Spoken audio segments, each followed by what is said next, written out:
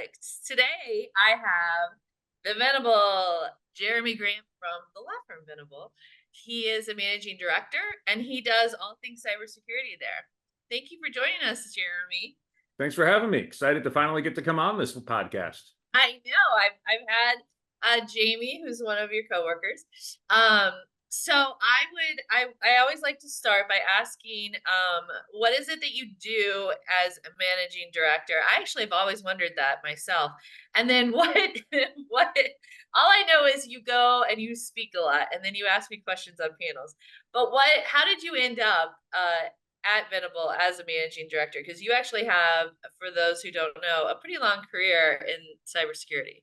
Yeah, I mean, I've got a weird resume. We'll get into that in a minute. So Venable's a law firm. I'm not a lawyer. I'm one of two managing directors in our cybersecurity services group, and of which nobody's a lawyer other than actually we have two people with law degrees, one who doesn't practice. But the best way to think about Venable is we have got the largest, and I would argue, as with many others, the best data security and privacy legal practice in the country. And about 10 years ago, the chairman of that practice, who now is chairman of our firm, had, I guess you call it a revelation, that there's a lot of things that they get asked to do as attorneys because of their trusted relationships and companies with clients that sometimes go beyond what lawyers are trained in. And so had the vision of building, think of it as a boutique consulting practice that would sit alongside the lawyers that would complement their legal expertise with expertise in things like actual hands-on security, technology, policy, strategy. I do a lot of work in the strategy space, working with company clients, both on how to grow a product, how to take something to market, some work in the M&A space as well, helping investors understand different portions of the space. So we're about 24 people, essentially this awesome little boutique consulting shop tucked inside the law firm. And my primary focus, and not exclusively with the work I do, is in digital identity. So that's Venable in a nutshell. Should I talk about how I got here? Yeah, you took a pretty, I mean, it was I actually think that your career path is an obvious career path, but you didn't start it in the beginning to be obvious to get to where you are, but it does make sense. I mean, it makes sense in retrospect. I had no plan whatsoever. I mean, so I moved to DC after college in 1996, convinced I wanted to work in Congress doing science and tech policy. And through the black hole of all resumes in DC, the Senate Placement Office, ended up getting an awesome job doing just that with Chuck Robb, who was a Virginia senator. And the thing that got me hired, I mean, there were a couple things. I made a good joke in my cover letter, which helped me stand out among 400 applicants. What was the joke? Now I really need to know. Do you remember it? I do. The joke was, I think I was, I'm 21, I'm writing a letter trying to stand out, and here's what I've done and here's what I've said. And I think at the end it was something of, I'm hardworking, I'm passionate about policy, I want to do this, I want to do that. This is great about me, that's great. Some would say I'm an excellent dancer, but that is questionable.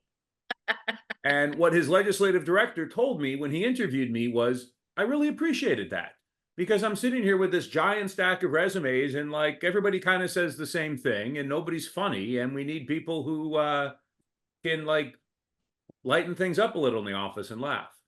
So the joke got me at least I mean, this was a crazy process. Getting into the Hill is competitive. They had posted this position, again, the Senate Placement Office, where resumes tend to go to die. I was told there were 430 applicants.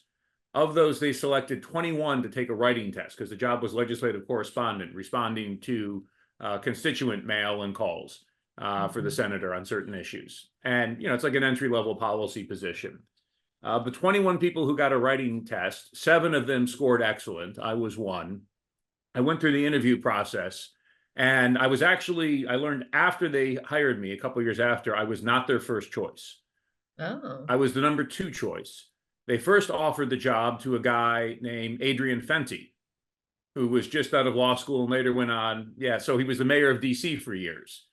But he turned them down, and then they came to the Jewish kid from Detroit, which was a little bit of an odd pick for a Virginia senator office. My accent gave me away, particularly with calls from some southern parts of the state. But the thing that actually got me hired, beyond the joke and not being Adrian Fenty, was Chuck Robb was very passionate about smart cards before anybody else in Congress knew what they were. He was essentially annoyed that when he had joined the Marine Corps in 1961, he was given this big stack of paper ID cards that were all single purpose and typed out. One to get a meal on base, one to leave the base, one to drive a car on the base, one to check out a weapon. You get the sense. And then if you'd get promoted or transferred, you'd spend like a week in line getting new paper cards.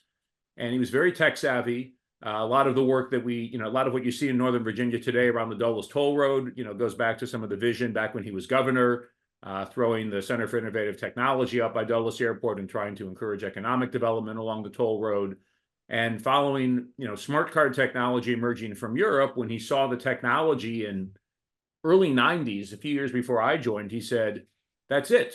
We can put all of these cards onto one and just electronically update them when something changes.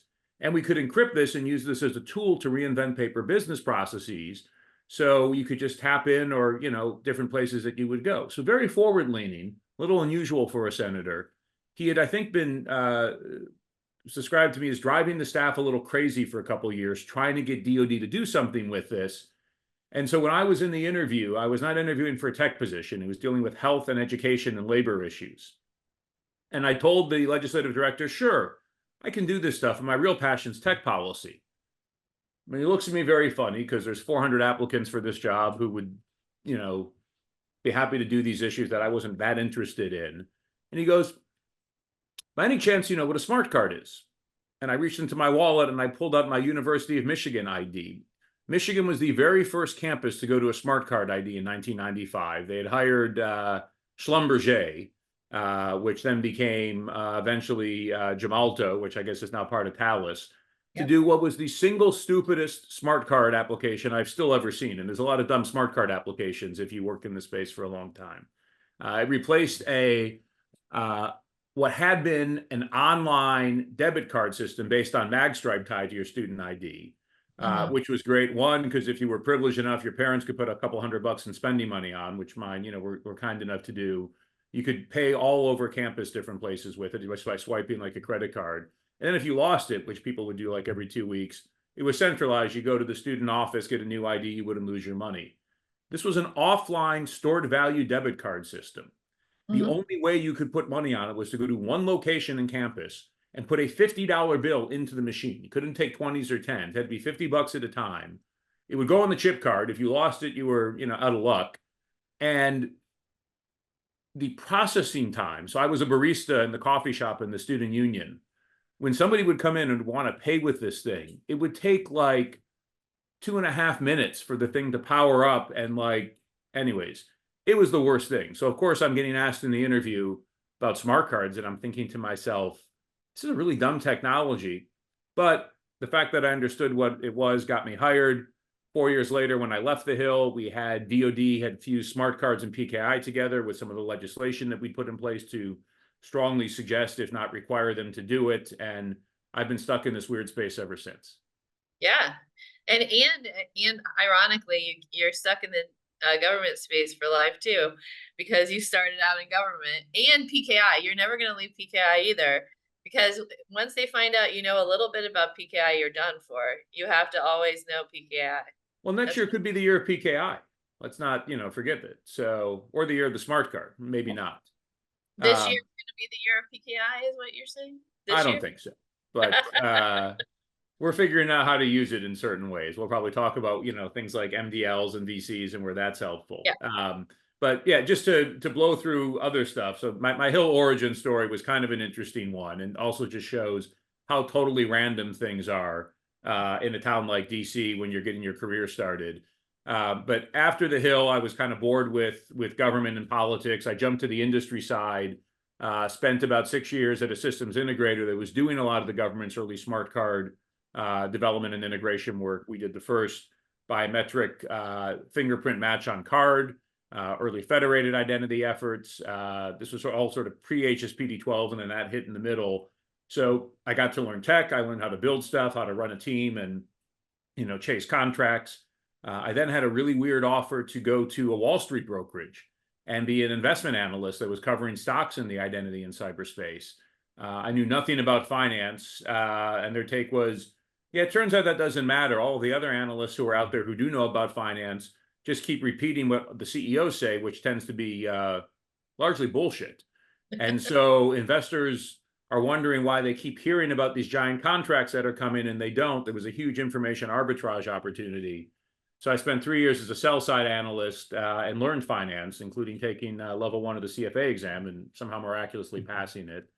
Uh, Tried to get out of identity for a couple of years, leading corporate development at a private equity owned consulting firm that did acquisition and program support. Totally boring compared to identity, but they were really good at executing, as opposed to everybody in identity where it's exciting, but nobody can execute. We can talk about that later. Not nobody, but I it's think hard. people can, some people can execute. Yeah. And anyways, I was very much enjoying my post-identity life. And then I started drinking with the wrong people in the Obama administration around this time in 2010, as they were getting ready to launch a little initiative called NSTIC, the National Strategy for Trusted Identities in Cyberspace. And what was a conversation around trying to pick my brain to get advice on how they should approach it led to, oh, actually, you need to quit your industry job and come in and run this thing. And, it was a chance to launch a startup in government, which you really don't get to do much. It was the Obama administration's first new cybersecurity program. So took the plunge after some lengthy conversations with Mrs. Grant, who had a 2-year-old at home and another one in the oven, asking, why are you going to take this big pay cut and travel more? And what's in it for me? So but that was great. I was stationed day to day at NIST, helped build out the digital identity research and standards team there. We, did a ton of pilots in the space because we were trying to catalyze the identity ecosystem. And since 2015, I've been consulting. So long-winded history, but yeah, weird resume that maybe makes sense in retrospect, but I had no idea what the plan was at the time. Now, one of the I know you brought it for show and tell. One of my favorite pictures of you that I use whenever I have to talk about smart cards, because it's just my favorite, is you holding up a smart card like this is the future kind of way, and you're like, I don't know what it was, probably early 2000s haircut or I think it was something. like, so I was at Maximus 01 to 06, and we were trying to do this thing. I'll hold it up and see if I can recreate the pose. Yeah, you Max have to make badge. I don't think my camera's focusing on it well, but my hair was lush at the yeah. time. Like, I'm turning 50 this year. I'm thinning a little bit. I had a great Jufro in my 20s and 30s. It was just, and it was really rocking well in that picture. But yeah, we were trying to sell this as a single badge for logical and physical access, actually not for the government, but to corporate customers. And this was the idea. And I think it was Washington Tech Magazine wanted to do a story on like the smart card of the future. And, that was, now you taunt me with that from time to time at conferences by throwing that picture up. Honestly, I use it. I really do use it all the time because it's the only picture that has a smart card in it that I can ever find that's not like a cartoon smart card. But it's also just my favorite. So I always use it. And people who know you are like, "Did you get permission?" I said, "Yeah, I have forever permission. I asked a long time ago Well, to if you use." actually asked, but I think I saw it and I wasn't insulted, so that counted. Oh, I definitely asked. I emailed you and I said, All I'm right. gonna use this. So all right, but I really love that. The interesting thing is though now, we have smart cards. Smart cards are in the government. They're good. They're good for the purpose that they're used for. And then we also have the FIDO Alliance, which you work closely with. We are a member of FIDO Alliance, and pretty heavily involved in it as well. And so we're starting to see a very small, I would say a teeny tiny pickup in the use of FIDO credentials. So in the use of passkeys in federal systems. But what we're actually seeing is internationally, we're seeing other governments really wholeheartedly adopt and embrace FIDO credentials for anything and everything because they recognize how good it is as a phishing resistant authenticator. So, what do you think is one of the biggest barriers to getting a stronger FIDO adoption within the federal government, either for citizen, B to G, or even for like, you know, not password passkey usage? Yeah, I mean, I'd say I'd split the dilemma between enterprise use cases and then, citizen-facing use cases. So we're actually making good progress on the latter. I mean, login.gov was, I think it was login.gov and Yahoo Japan were the very first two large relying parties to implement FIDO 2 when the standards went through their evolution a few years ago.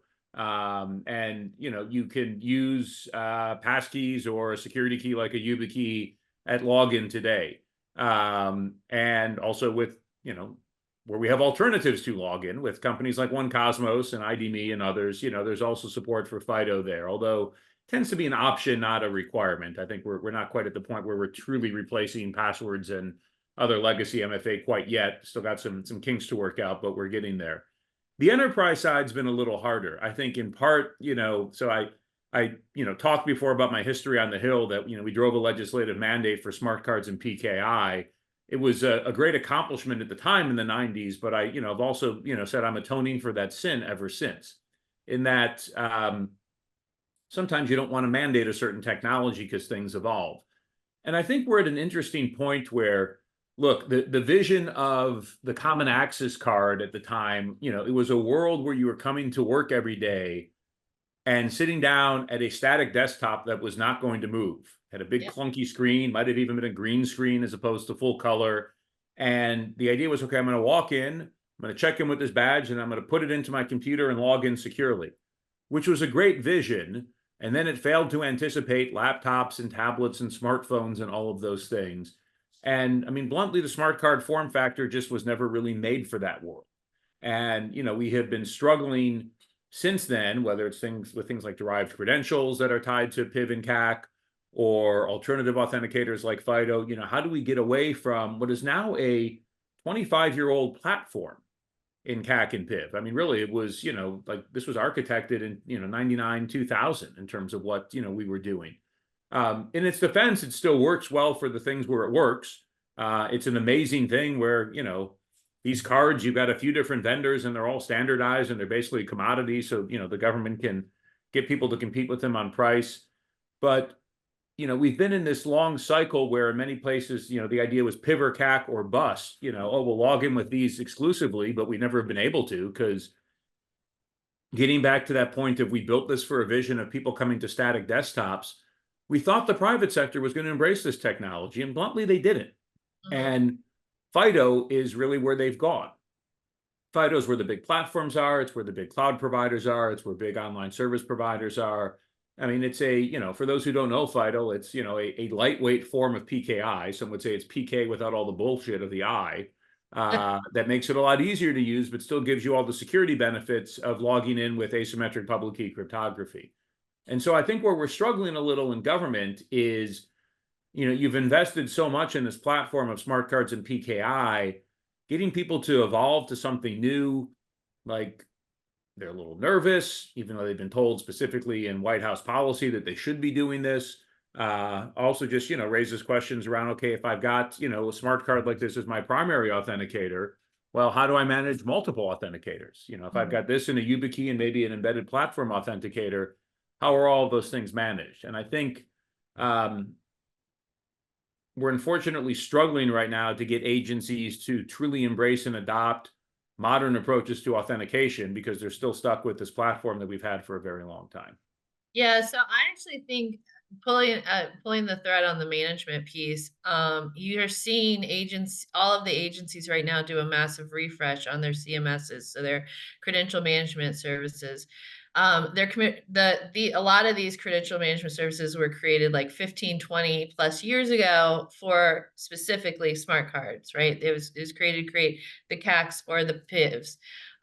Now, because they're refreshing them, they're now thinking about things like, okay, I don't want to default into passwords if someone doesn't have their PIV or if they can't get it because they're in an area where we can't issue a PIV.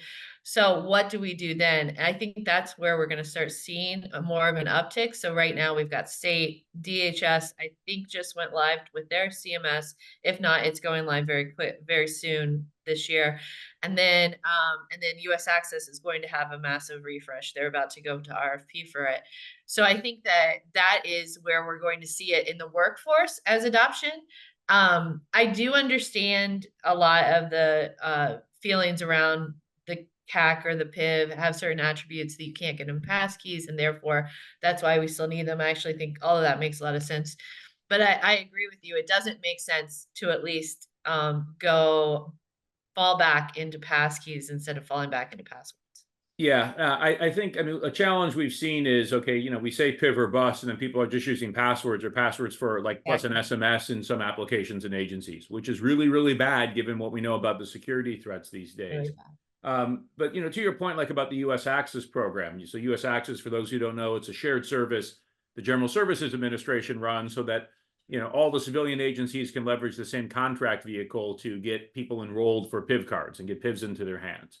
And it actually, it brings up, I think I mentioned my detour into acquisition consulting for a couple of years before I came back into identity to run NSTIC. Acquisition is where policies often run into reality in government. So we'll have a policy that says you should do this, and then agencies have to figure out, how do we buy it?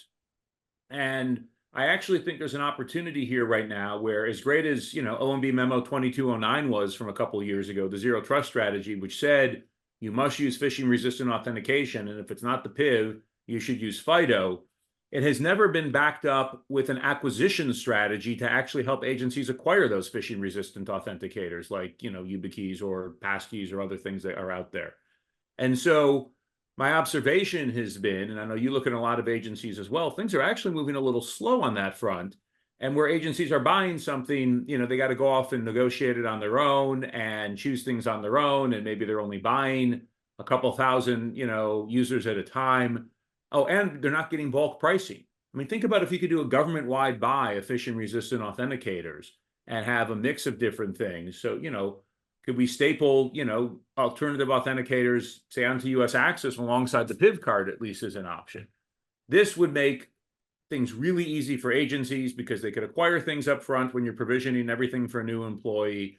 You'd be getting volume pricing, and it all would be sort of picked out and certified by the government. So I think there's an opportunity there if you really want to sort of focus on making sure that the zero trust memo is actually implemented properly and quickly and cheaply to leverage something like US Access. You could also do this through DHS's CDM vehicle, which buys massive quantities, again, of critical software and cybersecurity for different agencies and gets the benefit of volume pricing. So I'd love to see something go forward on that side. I think it could really help jumpstart progress. Yeah, well, the draft RFPs that had come out of that office a couple times did emphasize using alternate form factors. It didn't explicitly state passkeys, but when that's the only game in town that you can actually use, that's what it is. So basically it emphasized the fact that it would have to be able to manage more than just a PIV, which I think is really good because they service 124 agencies. So they service, they have the large chunk of the government that it isn't doing it themselves, which of course is DoD, DHS, and what is the other one? It's Department of State. So Yeah. yeah, I think that's pretty awesome. The one thing though, and that we hear a lot, I hear from it in FIDO, in my work with FIDO, the excuse I hear a lot is, well, we don't have we don't have policies to back this up, or we don't have a strategy to back this up.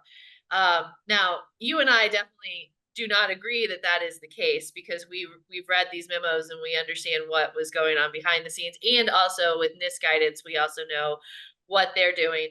But when it comes to like an overarching strategy, I do think that they are right in that the government's really lacking a digital strategy to be able to say, listen, we understand, like we told you back in the early 2000s that you have to use PIV with HSPD 12, and now we're also asking you to figure out how to not go default to passwords. So how do you think that that should be outlined for the government? I mean, I feel like it's been pretty clear. And sometimes when I hear agencies say that they're not sure if they're allowed to do something or they haven't been told what to do, you have a White House memo that in very plain language said you will do this and you can use something different and it's fine. And when it came to synced passkeys, NIST came out with a supplement a few months ago and was very blunt. Sometimes when I hear that people say they're not sure what they're supposed to do or if they're allowed to do it, I have questions. Now, that said, create a policy which says what you can and can't do, or shall not do. We've got that very clear. Funding, and then the acquisition strategy for how to actually get it out there, and then how to manage and support it. Those are all other things that you really need to do in an agency. I will say, there's always a gap between, 2022, the White House put out the zero trust strategy. Because the way agency budget cycles run, it wasn't until this most recent budget for FY24 that agencies actually started to align their budget requests to support that strategy. They did that in 22 and 23. And then in 24, you're now starting to see some of that zero trust money flow to agencies, which is good. Not enough, bluntly. Again, to my point, if every agency has to figure out their own acquisition strategy, well, that's really time consuming and resource intensive for them. And it also means the pool of vendors that are supporting this are responding to 20 RFPs that are all small instead of a couple that are large. So I have always been a big fan of shared services and bulk purchasing because, rather than, require somebody who's in a CIO shop to try and figure out yet another acquisition for the year, you can just shift stuff to a shared service and it makes things a lot easier and it's cheaper. So work to do there. So the other hat that you have besides FIDO is also the Better Identity Coalition, where you really, I would say you align with financial institutions, right? So you're working to help financial institutions and others who are in the coalition. And you're working with the government and you're trying to get the government to understand requirements in what I would argue is the most protected industry right now, right? As in, they have done, it used to be the federal government was advanced in cybersecurity. The federal government is advanced based on other industries, but I think that the financial institutions have really figured out how to do it well. So, let's talk about that. What are your biggest initiatives? Yeah, well, it's a Better Identity Coalition. So we're heavy in financial services, both banks and as well as fintechs. But I mean, the real way to frame it is we are the voice of what the buyers need in this space.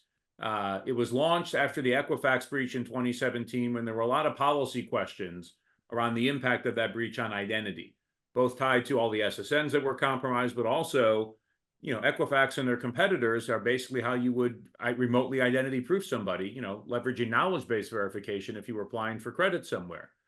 And so when there were some ideas that were out there, for example, a congressman proposed a bill, hey, let's ban the credit bureaus from using the SSN for any identity purposes. And I'm like, you think that sounds good in the wake of the headlines, but that would crater the economy in 36 hours because the SSN is really essential to the economy in that if I apply for credit somewhere and I say, yo, I'm Jeremy Grant, can I borrow 50 grand or get a credit card?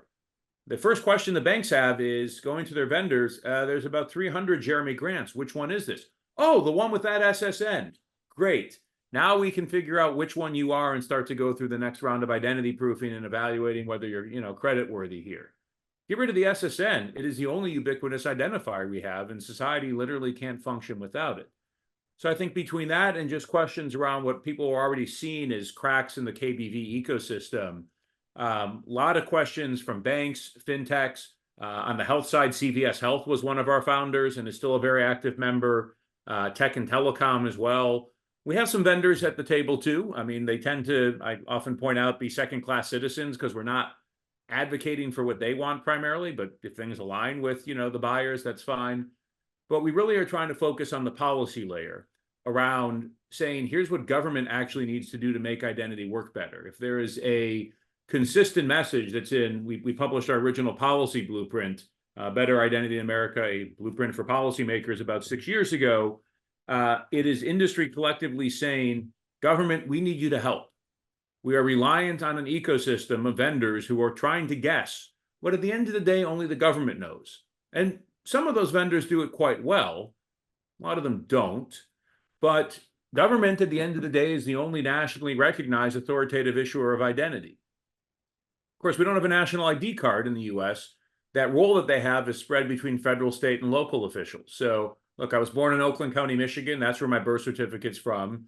I live in DC. The DMV gives me a driver's license. At the federal level, I get an SSN as an identifier. I have a passport. I have a global entry card. All of those are pieces of paper or plastic. I can go into a bank in person or a government agency or a hospital and use it to prove who I am. And then when we go online, there's no digital counterparts there. There's a gap between the physical and the digital form factors. And we are at a point now where we're seeing adversaries exploit that gap to the tune of hundreds of billions of dollars a year in cybercrime and fraud. Hundreds of millions of Americans have been victimized. The government's got to step in and help. And so we've been very vocal in advocating for the government to take a more proactive role in closing that gap, coming up with digital counterparts to credentials like mobile driver's licenses, just setting up attribute validation services that agencies with the consumer's consent can ping and see, hey, does this name and SSN and date of birth match what's in the SSA records? Because everybody else is just trying to guess what only the SSA knows. It has been slow going, but I think we've actually made progress in a bunch of areas. And I don't know, let's see what the rest of the year portends. We may yet see, some more progress coming forward.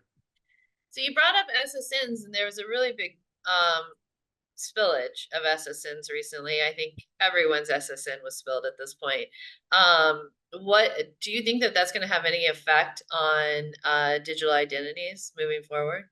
So we were actually talking about this in our coalition call last week. One of the things that I think we're kind of pleased about is that compared to when the Equifax breach happened 7 years ago, the reaction this time has been more muted. And I honestly think it's been muted in part because some of the advocacy work that we've done in government and on the Hill and with the press on this issue of like the danger of SSNs being compromised.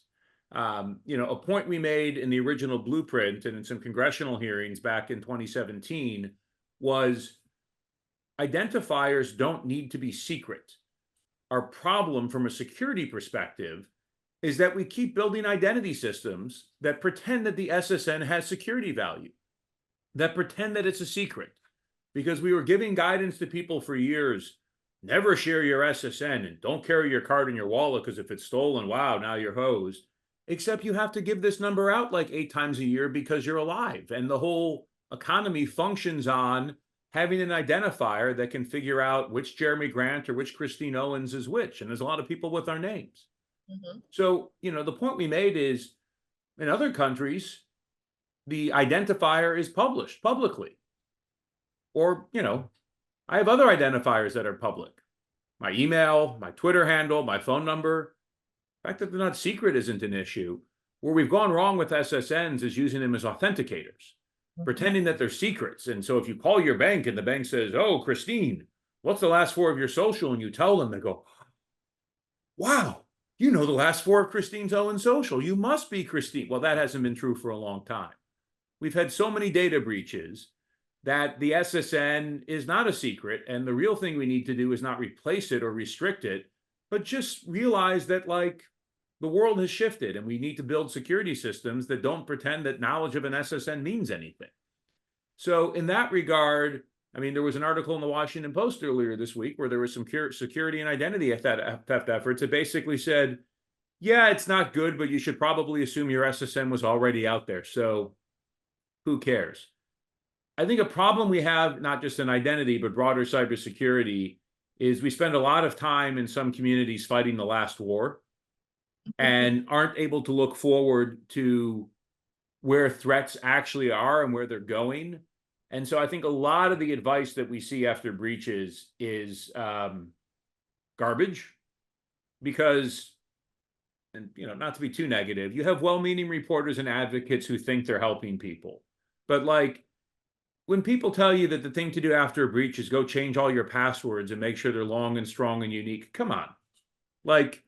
You're never going to get back into your system. No, and nobody's brute forcing passwords these days. They're phishing you. So you can have a 30-character password and you will be tricked into phishing, typing it in perfectly to be phished. And then they'll trick you into handing over the one-time passcode that's good for 30 seconds. That is that second factor on top. Mm-hmm. That's where threats are going today. That's where they are. These attacks have, become very cheap and scalable. So, we should be telling people use passkeys. Mhm. not change your passwords and, or, lock down your SS. Like these things are just like, they might have been good advice 10 or 15 years ago. Let's stop giving people bad advice and move on. I mean, there's three things I tell people with what you can do to protect your identity. One, I do say use a password manager because that at least can, give you, long, strong passwords. Second, turn on MFA on everything, preferably if you can, pair a YubiKey with it, do that. Third, call the credit bureaus and put a credit freeze in place. Mm. That way, if somebody has your information, they cannot open credit unless you've unlocked things. And the credit freeze, I think more than anything else, is what's going to stop your identity from actually being stolen. Well, it might be stolen, but being used to for nefarious purposes. And those three things, which are kind of easy, I think do a lot more than a lot of this other crap advice we give people. Yeah, I agree. I also think, quite frankly, using passkeys is a really important thing to educate the general population on. And I'm so nerdy that if I'm waiting in line, someone goes, "Oh, what do you do?" And then I basically explain what I do and say I help with the adoption of passkeys, and I explain what a passkey is. Most people actually know what it is. Maybe they know what it is in it, like as Apple keychain or whatever, but almost everyone knows that you can use your face or your fingerprint to log into your application on your phone, and you can get in and you don't have to remember a password. And by golly, they all love it. They all want that more and more and more. So what I think is really important for those relying parties out there to understand is there's actually a strong desire, especially of like the younger generations, but even the older generations, they open up their phone with the face. So they understand that they can do that anywhere else, and they're excited to do that because I know I can't remember my passwords. I'm constantly just resetting them, and I know that that's not the greatest. I mean, I have a password manager too, but it's not good, right? It doesn't work out right now as well as it should. And I think it's interesting. Like I saw like somebody on LinkedIn a couple months ago was like, passkeys are a failure. It was announced 2 years Yes. ago, and where are we today? And I'm like, do you know what the adoption curve is for new technology? Do you know what percentage of the public still thinks if you go passwordless, you're less secure because we've drilled into their head for years that they need these long, complicated passwords? Now, I will say on the implementation side, I still think we have some work to do on the user experience side. In fact, one of the great things that FIDO Alliance is doing right now is investing a ton of resources in UX research to try and figure out how to make it easier. And like, look, we went through this last night in my house. So my wife is a newly minted DC public school teacher teaching second grade. She's setting up her Amazon wish list of stuff she wants for the classroom that the PTA parents might, go in and get.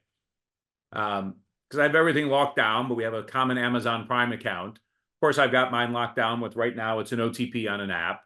She Yeah. has to call me for the OTP. Yeah. And then they did a miraculous thing. They said, "Oh, do you want to set up a pass key?" And she knows what one is. She's like, "Yes, I can go passwordless."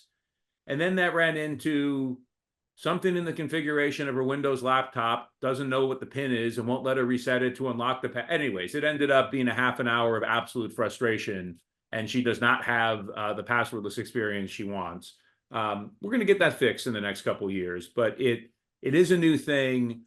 And because you're dealing with so many devices that all have different capabilities, again, she's got a laptop with no face or finger, that you end up just a lot of user experiences depending on the device you're on. And I think it's going to take some time to get people to sort of grok the idea of what you do on your iPhone with Face ID might be different than a Windows laptop that has no biometric, and kind of how those experiences are going to work.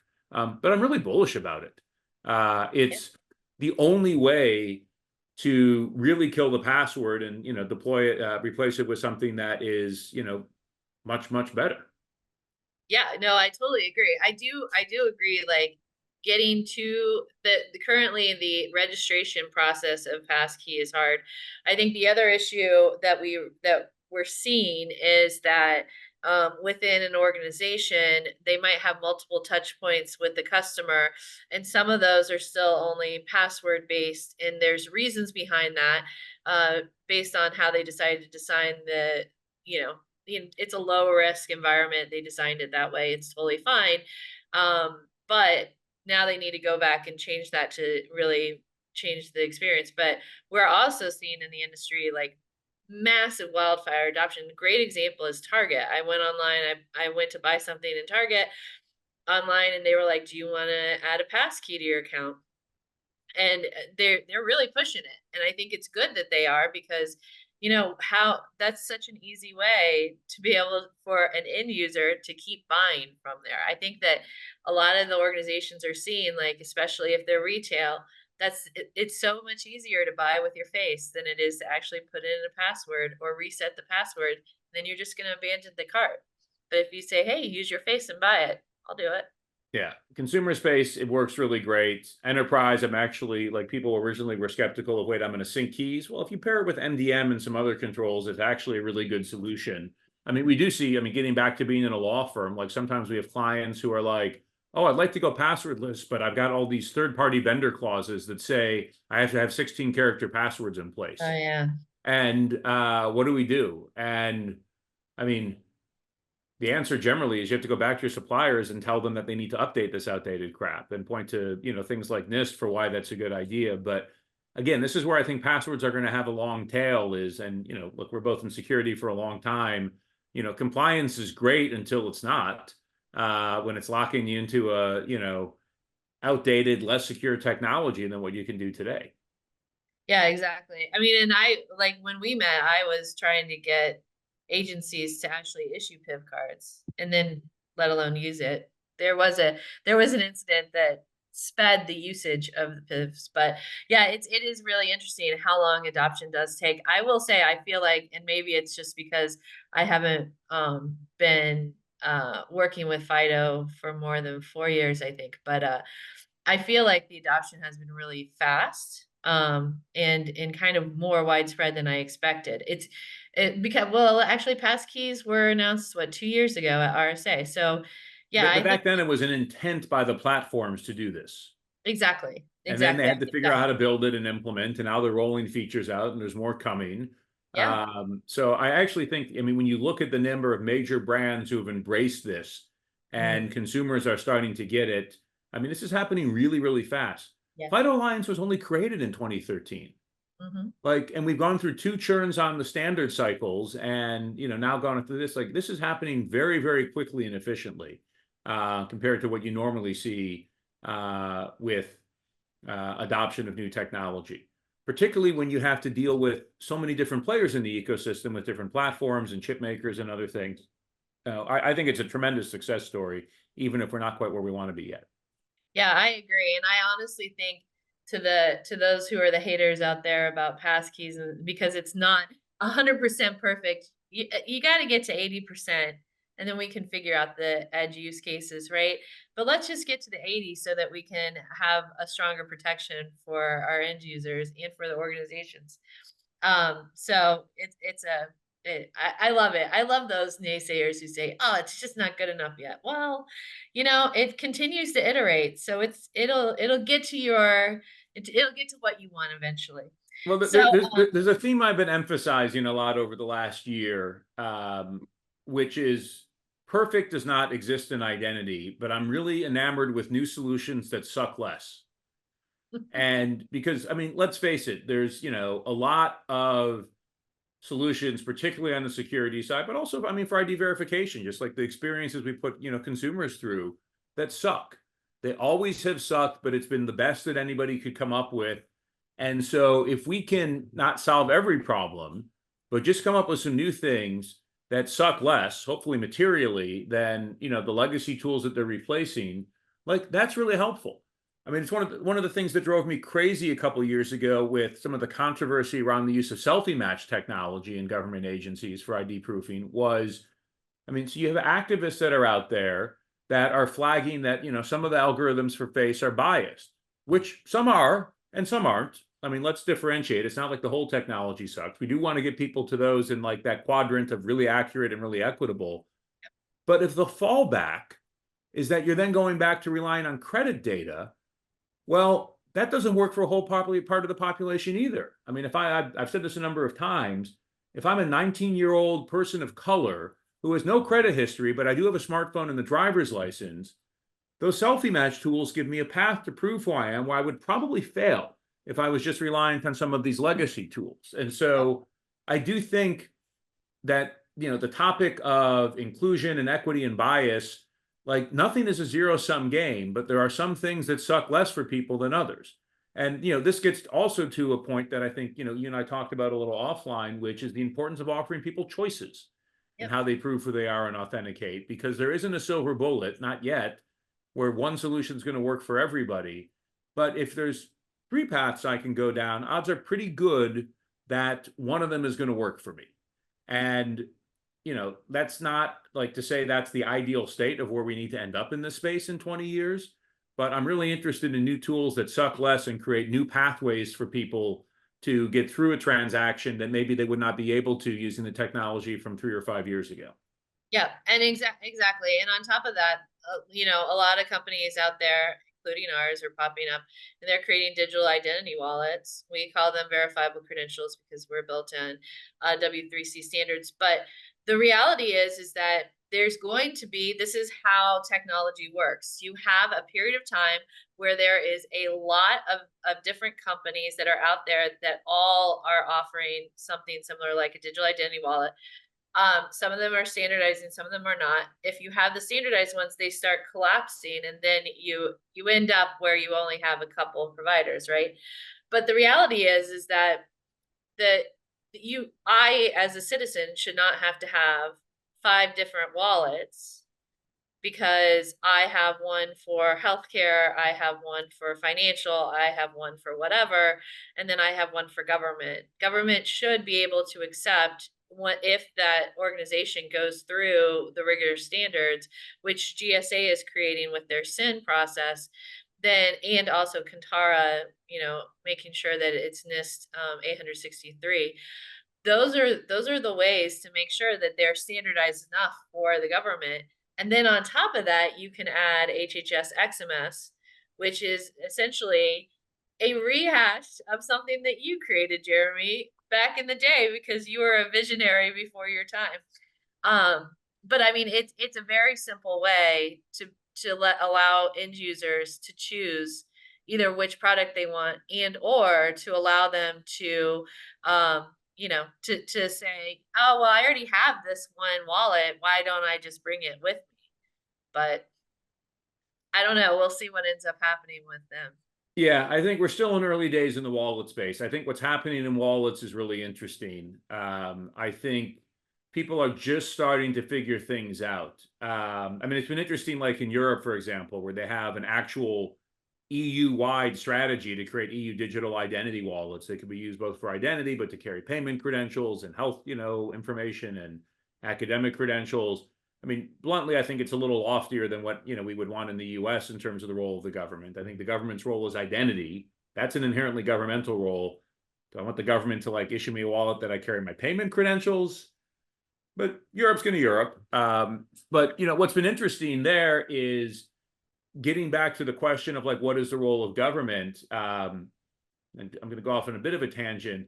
There's been a lot of concerns among big private firms that about a provision in that new regulation that would require private firms to accept the EU digital identity wallet credentials to log into their company, because you're now basically tying your customers to a state issued credential, which there's some baggage that comes with that from a whole bunch of purposes. One of the things they proposed about 10 days ago in their draft regulations was actually you should be able to use pseudonymous authenticators using web authentication, using the passkey standard.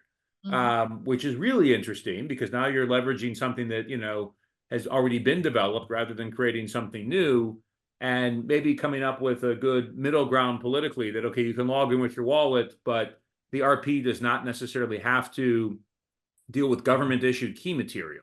They might just create a passkey and you'll carry it in your wallet. In fact, I think some of the EU digital wallets will end up being passkey providers, which is really interesting.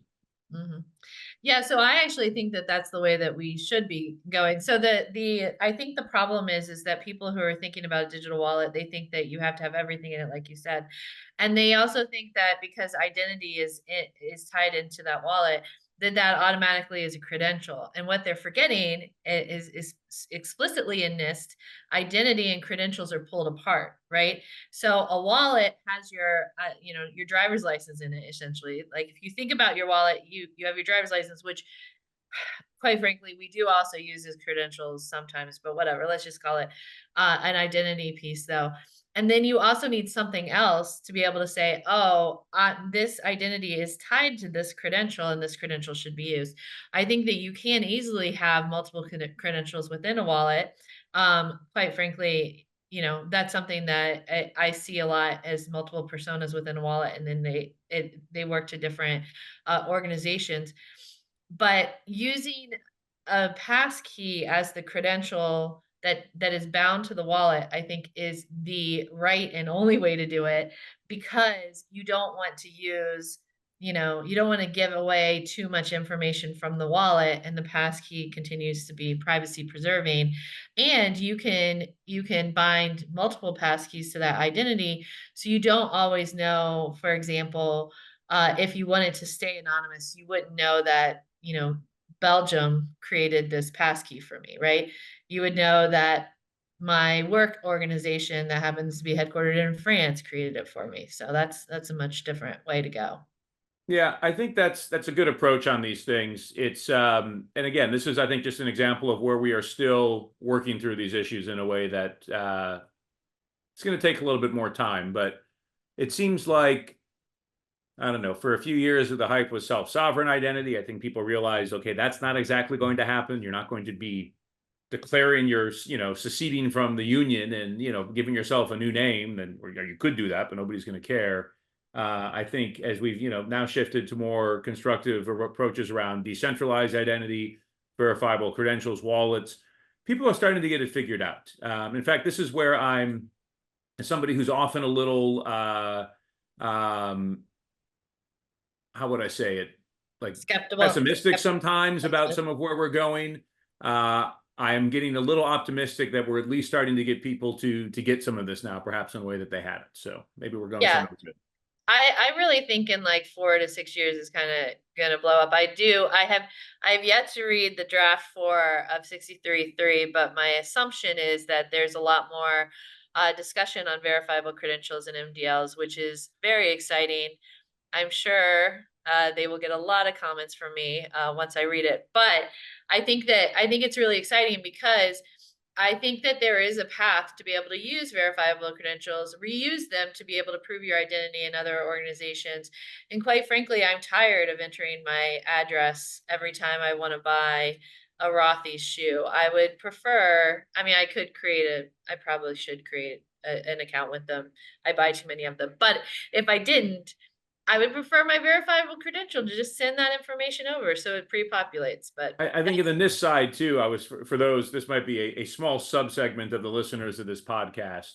But for those who are who track NIST guidance and digital identity, 863C has always been sort of the like forgotten, redheaded stepchild that's out there. Nobody reads it. People read identity proofing, people read authentication, and then C was federation and assertions. Nobody looks at it. Now, 863C is the big sexy, because this is where they put everything around mobile driver's licenses and verifiable credentials. So now you got more reading to do, another couple hundred pages. yeah, no, it's true. Finally, we redhead stepchildren are coming to light. It's our time to shine. No, but you're exactly right, because I have talked to other vendors about how, if someone has a digital wallet with you and they want to end up in our system for whatever reason, how are we going to share that information? And not many vendors have thought about that. So it's something that vendors are going to have, vendors in this space, in our space, are going to have to come together eventually and figure out how to do it so that users can have choice. We're not there today. Hopefully we'll be there in 6 to 12 months, but I think we're going to slowly get there.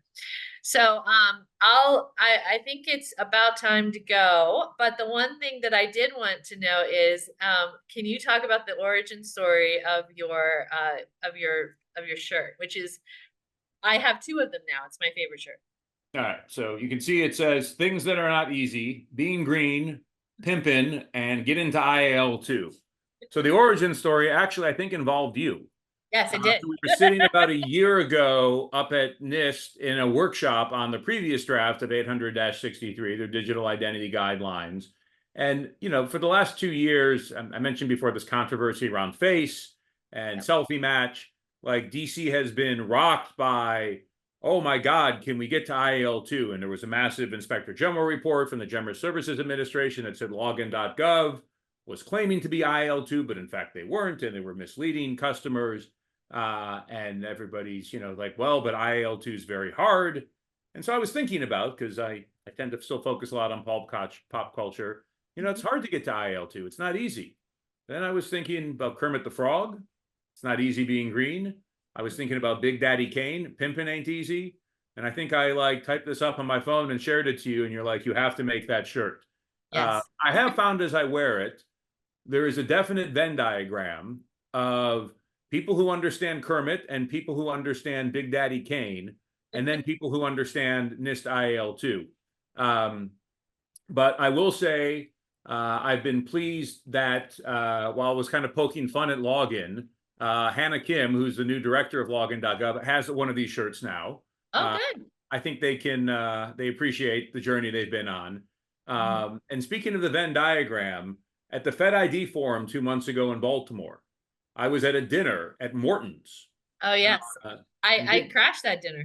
that's right, big chunky steaks. And I'm wearing Yes. this shirt. And our waitress says to me, I like your shirt.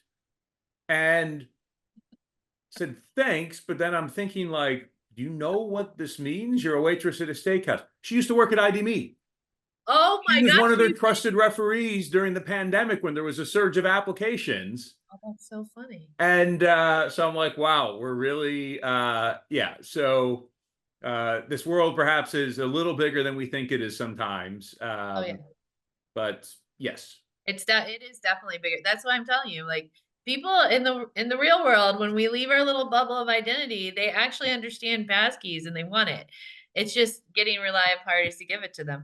No, but I think that's great. I like to educate. So I do agree that it's hard to get to IL2. I do also think that when you talk to NIST, you learn more about how they want it to be a risk-based approach. And basically every organization needs to determine how to get there, which is why it's hard, because vendors have to can't give a standardized way. You have to work with the organization to do it the way that they want. And in that regard, I think it does make it harder. But I also think it's great because some organizations have way more stringent risk tolerance. A great example of that is IRS, whereas other organizations don't need as much information. So they would ask for less attribute collection, which is exactly what you need to do to stay privacy preserving. So it's Yeah. wonderful. Yeah. Well, thank you so much, Jeremy. I really appreciated this, and I always enjoy talking to you. So it was a lot of fun. Good fun. Thanks for inviting me on. Appreciate it.